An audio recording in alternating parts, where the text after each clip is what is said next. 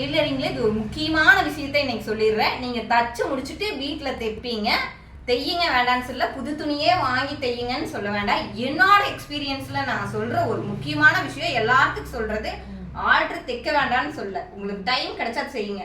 சிலர் எல்லாம் வீட்டுல வேலை செய்யறவங்க ஆல்ட்ரு செய்யறதையே ஒரு வேலையா வச்சு செய்ய ஆரம்பிச்சுட்டாங்க. இது ஏன் ஆல்ட்ரு செய்ய வேண்டாம், அதுக்காகவே செய்யாதீங்க அப்படின்னா உங்க லேர்னிங் கம்மியாயிரும்.